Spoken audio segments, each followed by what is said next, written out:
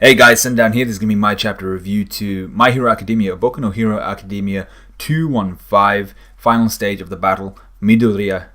Wow, that was Midoriya versus Shinso. So this was a solid chapter and I enjoyed it. Like I said, this review was late because of the fact that I went to Iceland over the last 4 days, so I really couldn't do anything Friday or Thursday, which is when this chapter came out. So the first scene is going to be Deku versus Shinso. Now, this scene is a continuation of Deku versus Shinso, and I liked seeing Deku's resolve here, believing in himself and in One For All. Damn, actually, wait, didn't even realize my. That's why I wear my cap, because of that, you know. But yeah, so the first thing is we see Deku versus Shinso, and I liked his resolve, seeing him believing in himself and in One For All, realizing and refusing to be afraid of his quirk and the power that he must learn to control, essentially. And I also like that our boy All Might had faith in Deku and recognized that he had gained control of his quirk, or of this weird black stuff. Really, not really One For All. He gained control of this weird black stuff in the last few minutes, which obviously is One For All, but this is knowledge that All Might has yet to receive. Now, I felt kind of bad for Shinso here, who now thinks that Deku's kind of rampage was a bluff and that he shouldn't have been as merciful as he was. No doubt Deku will explain this after they get the W. I really feel like if anyone deserves to know, it should be Shinso. You know, he did show mercy. He could have clapped Deku or possibly tried to clap Deku. I don't think he wanted to get close when Deku was going apeshit. But that needs to be resolved, because you don't want Shinso to kind of go dark side and kind of just never show mercy again. I also love the fact that Horikoshi didn't give Deku didn't give him full control of Black Whip. This was a very key part for me in this chapter. Due to the quirk strengthening via One For All, it will likely be difficult to control anyway. But seeing as Deku has no experience with this quirk, there's no way he'd be able to control it at 20% One For All, because One For All obviously enhances the quirk multiple times. So not only is he relatively inexperienced or completely inexperienced with Black Whip, because of its strengthening via One For All, he can't just use it at 20% One For All. He needs to actually start at 0%, just like when he first started using One For All itself. The strengthening aspect of it anyway. So Shinso makes a strategic retreat, realizing that he cannot let his duty to take out Deku go unresolved. So he makes a retreat, still thinking of how to take out Deku. We then go to Ochaco and Monoma. Here we got to see a really interesting conversation between Ochaco and Monoma, with the former showing us exactly how much she's improved, not just physically but mentally. And Monoma asks her as many questions as he possibly can, trying to get her to slip, obviously making her think that he has Shinso's quirk. However, Ochaco, intelligently enough, avoids answering any questions verbally. At least she makes motions to him and kind of gestures to him her responses, trying successfully being very wary of the fact that Monoma may have copied Shinso's quirk. Monoma then tells us a nifty little detail about his quirk, and this was actually quite key, and I thought Monoma was a badass for having done something like this. And once again, he brings up that whole this is the last act of a supporting character. I'm like, shut up, boy. You have an awesome quirk to freaking use, especially with this little nifty detail. So he cannot activate multiple quirks at once. This is something we all knew. But if the quirk he has used has a lasting effect, or an activation command of some sort, or an activation rule, he can still activate the effect of those quirks even after using another, or their effects are not removed.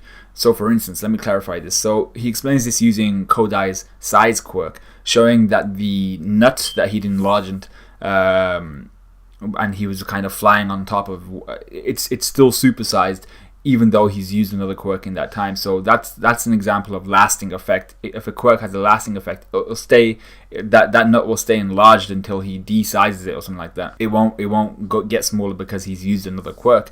And then we see later on the example of the other one, when a quirk has an activation rule or command, that will still be in place until he activates that quirk, and it isn't disabled by another quirk. So as Ochaco locks up Monoma, we see that she's worried about Deku, but she's determined to carry out Deku's instructions, and this becomes really important later on.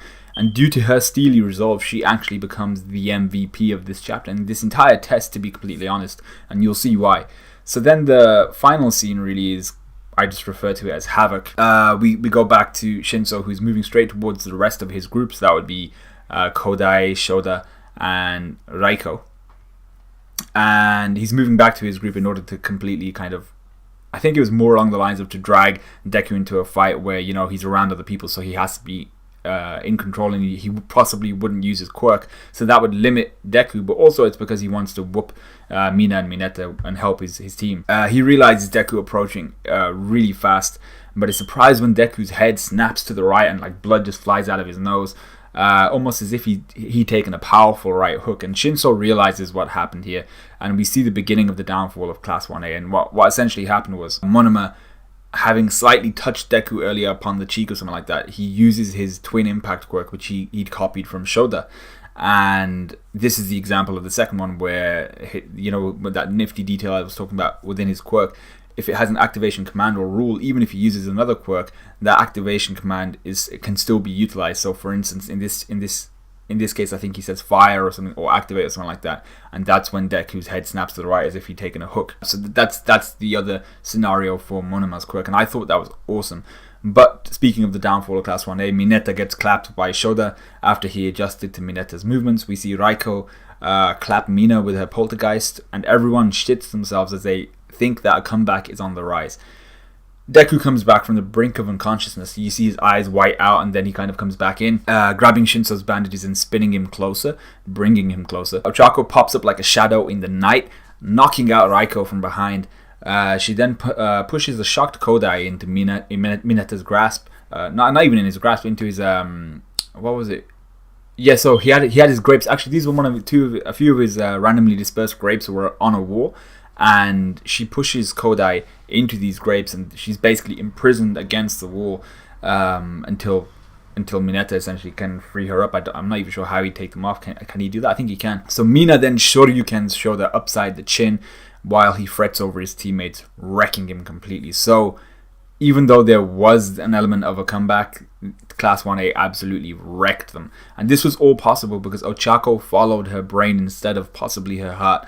Instead of going to help Deku because of Monoma's dark suggestions and her worry over him, she chose to believe in Deku and instead follow the plan, securing their victory. And she actually aids in taking out 3 of the 5 opponents, playing the majority of the role in these successes. So for Monoma, she's the one who actually knocks him out or knocks him down and then is responsible for tying him up and everything like that. She actually directly knocks out Raiko. She imprisons Kodai. So she's actually incredibly pivotal in all of those 3 things. And I wouldn't say that it was just her that did it. You can't just grant her 100% of the success there because Raiko was focused on Mina, so that's her attention is being diverted by one of Ochaco's teammates, so that deserves credit. We have Kodai, who was shocked by Kodai. That was all Ochaco. I mean, really, Kodai should have had a better response to that, and those were the 3 that she was responsible for. So big time success for Ochaco, and she was the MVP.